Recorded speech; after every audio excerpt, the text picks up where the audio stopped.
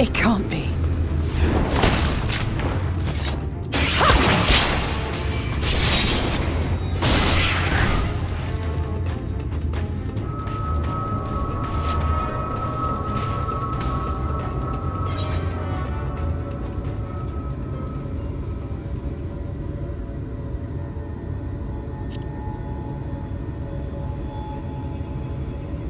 Just a lesser sin eater. Nothing to write home about. I knew you'd turn up sooner or later, but I had been hoping for sooner.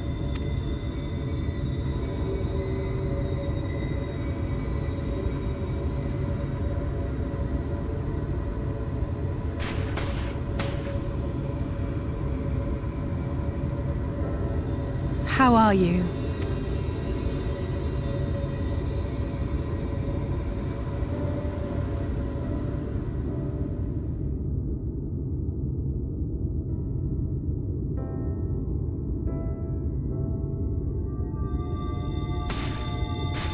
We've fought them to a standstill, then.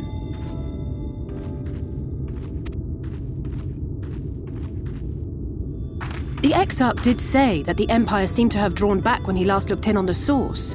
But without knowing for sure how fast time was passing there, I couldn't help worrying that a lot might have happened since then. I'm heartily relieved to hear that it hasn't, just as Alphino must have been. As you can imagine, both he and Urianger were desperate to hear the news from home when I arrived. I haven't actually seen Thancred and Y'shtola yet, but they will have heard all the latest developments from the Exarch by now, or should have at least.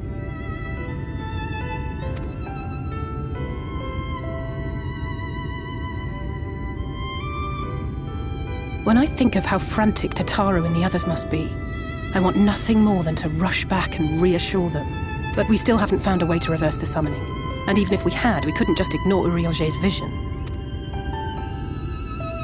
He may use 10 words where one would suffice, and they may often obscure as much as they reveal.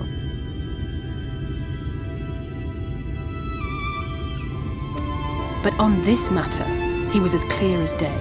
I do not doubt for one moment that he saw what he claims. Nor how difficult it must have been to speak about them.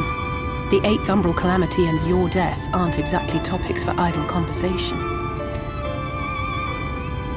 As much as I might want to go home, I don't want to go home to that.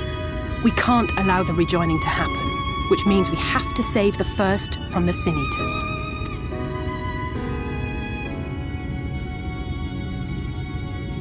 That great wall of white is a remnant of the flood. 100 years ago, the balance in the first tipped decisively in favor of light. From that moment, it rose and swelled with each passing day, and then, without warning, it burst forth like water from a broken dam. A colossal wave of pure light, drowning everything in its wake. Only Norvrant was spared. For the most part, living things are composed of ether of various different aspects, but when exposed to such a flood, their etheric harmony is shattered, and their natural form breaks down. Then they either perish, or are warped into mindless abominations.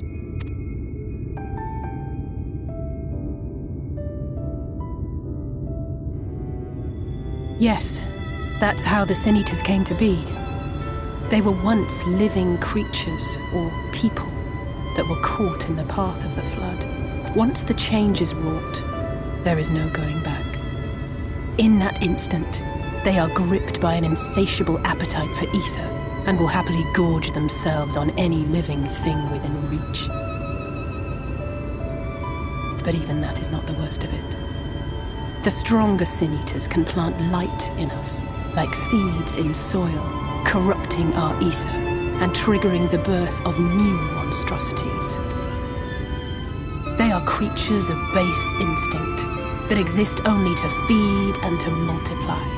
They feel no pity, know no remorse, and are utterly deaf to reason, which is why they must be destroyed.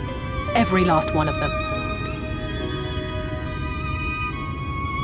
The infirmary is full of the Sin Eaters' victims, left here to spend their final hours waiting for the change to overtake them.